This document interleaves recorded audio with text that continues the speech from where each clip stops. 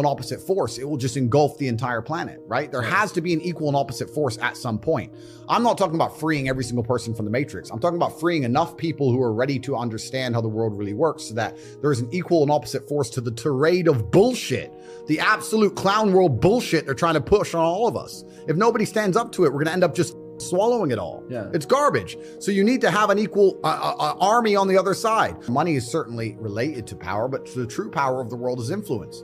I am currently one of the most powerful people on the planet. I can influence millions and millions and millions of young people with my mouth alone by speaking. That's why they fear me. And every single thing that's happening in the world today, whether it's a pitched battle, all of it is done with the goal of exerting influence on your mind. They're trying to control what you think. They're trying to control why you think it, why you believe it. They're trying to convince you that they haven't even put propaganda into your mind. And it's all a battle for influence. That's all this has ever been. Most people are not smart enough. Most people are not intelligent enough to self-analyze and defrag their own brains and understand they're being programmed. You didn't like me, for example. I don't like Andrew Tate. Why? Well, they told me not to like him. Who told me? Well, these people. Do they care about me? No. Most people don't get an opinion and break down where it even comes from. They just get an opinion and they defend it. And you'll see people arguing and fighting in the street over opinions they don't even know where they've come from in the first place. Most people are not intelligent enough for that. So everybody and everything you consume is going to influence you to a degree. The mass media machine is trying to influence everyone. I'm trying to influence everyone. I'm right here trying to influence people. I'll sit here and say, I'm trying to influence people at home. I did not say that girls above a certain age are horrible people. I did not say girls above a certain age are useless. I said girls above a certain age are less attractive than girls who are younger because of innocence. I'm talking about the Western world. And in the Western world, there's no girl at age, 32 in Las Vegas who is pure. Not a single one on the planet. So we can't sit here and apply what I'm talking about for the Western world to the Middle Eastern world. I'm under attack every single day. They're attacking my character. They're attacking my integrity. They're attacking my finances. They're attacking my freedom. They're attacking my companies. Every single day I wake up and there are people on the planet whose goal is to attempt to destroy me. So I am under attacks. I was kind of up and down. I was working in the fish market, but I was still fighting at the same time. I was training. Obviously, I was really young. Started to make a little bit of money fighting, but not much. And then I had different jobs. I sold television advertising and worked for an advertising company, etc. And I had my own business for a while trying to sell TV advertising. And I had a bunch of sales jobs back and forth, worked for car sales. I'd always been doing this and that, going from place to place. Unless it was a sales job, I never really took it that seriously because it was the unlimited commission that I found attractive. But outside of sales jobs, I just did my very best I did a whole bunch of things. It's been an eclectic, long, interesting journey. So I grew up with a bunch of very close Muslim friends, and I've always been not envious, but certainly I've had a large amount of adoration for their respect for their families, respect for their culture, their brotherhood, the way they operate. I've always thought it's a fantastic way to be. God knows the truth of our hearts. So I know that my reversion is sincere. I understand that because I'm in the public eye, there's going to be some degree of people who question it, but I know that mine's completely sincere, and the people who do it in a non-sincere way, God knows the truth, and they're not going to be able to fool him, so good luck. And someone else said to me, they said that it's important that someone like you that has all of the worldly treasures or everything that you could possibly ever wish for in this world still understands the importance of believing in God. I have a very small circle, but every single one of my friends has a utility. Like, we're all very capable individuals. We're all doing very important things. We all help each other and aid each other in different ways. I don't have any friends just to sit around and talk shit and do nothing. I guess in many ways people would say, oh, well, Andrew, you have family and business partners, but I consider them my friends. We have a very small network of 5, maybe 6 people, and yeah, they're my friends.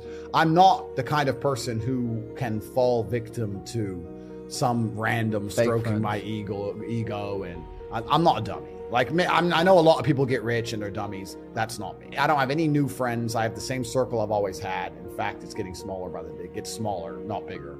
I don't have these random friends I party with, none of this kind of crap. I provide value by default, by being me. That's who I am. If you're going to be my friend, you need to provide some value to my life. Now, a lot of people, when they have friends, the value that's provided by their friend is that their friend makes them laugh or that their friend is funny.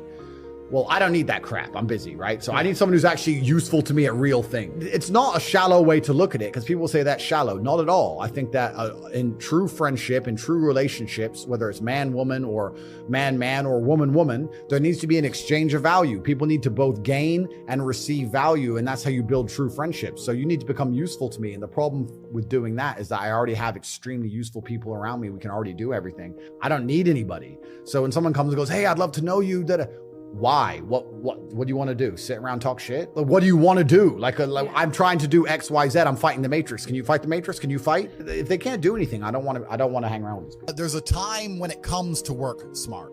And most people are trying to do the smart work before they do the hard work. It's kind of like talent. You don't notice if you're talented at something till all the hard work's done. I could be the most talented tennis player in the world, but I don't play tennis. So if I go down the tennis court, Joe Schmo's gonna smoke me. I don't get to see my talent until I've worked so hard that I'm in the top 1%, and now I'm beating them because I have some God-given gift. You have to do the hard work first. If there's no hard work, there's no smart work. So someone's gonna sit there and go, I work smart, I don't work hard, so I only have to work an hour a day. If working smart gets you a lot done in an hour a day, then you should work smart for 12 hours a day and get 12 times the work done. I am absolutely and utterly a believer in hard work. I'm a proponent of hard work. I have all this money and all I do is work. My entire life is work. This podcast is work. I'm getting in the car and going to another meeting, work. It's all work. My entire life is work. And people don't want to look at life that way. They want to talk about work-life balance and being lazy and all this crap. I don't believe in any of that. I believe in if you want to win, you have to outcompete the man who's prepared to do nothing but work. It's player versus player. If you're going to sit there and go, I don't want to work more than an hour a day, well, the guy who does want to work more than an hour a day is going to beat you. And no matter how smart you are, there's always a smart dude who's doing the same smart work you are for more hours than you're doing it. That's just the nature of the game. And this is why we talk about things like passive income. Passive income's a scam. I'm tired of people coming to me saying, I want to make passive income. And I sit there and say, it's not about it being a scam. It's about the mentality towards it is a scam. Look, everyone loves passive money, right? I make money as I sleep. I get it.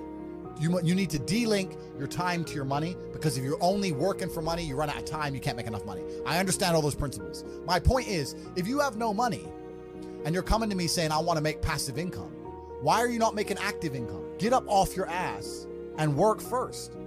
Because there's no such thing as completely, truly 100% passive. You're going to have to check on it. You're going to have to maintain it. But the idea that people with no money are already so concerned with making money without work is amazing to me. You should be worried about active income. If you show me, if I'm a brokey and you show me how to make $1,000 an hour, I don't sit there and go, okay, but how can I make that passive? I go, cool, I'm making $18,000 a day because I'm going to work. You don't need to worry about passive income until you have no more time. I look at passive income because I have 18 hours a day I work. When all 18 of those hours are done and my workload still isn't finished, I have to find a way to make some of those income streams passive, either via staff or whatever else. Yep. And that's how I work smart. I use all of my time, and when all my time is done, now I have to become more efficient so that I can get more done within the same time frame. To sit there and say, I don't want to use my time, so I want passive income is dumb shit. The 16-year-old making 45 grand a month, if he was to sit to me and go, I don't want to make the TikToks, I want someone else to do it, make it passive, that he wouldn't be making any money. He's just working. You have to just work. At some point you have to bite the bullet and just work. So when someone comes to me talking about passive income and they're a brokey, I'm like, you are just lazy. Lazy people never get anywhere in life, doesn't matter what it is. Doesn't matter if it's tennis or money. If you're lazy, you're never going to get there. A lot of people with no money are really, really arrogant. I know a lot of broke people who are very arrogant. People will shield laziness with anything. No one wants to admit they're lazy. So they'll shield it with disbelief. That's a scam. Or, I don't work hard, I work smart. Bollocks. More cover.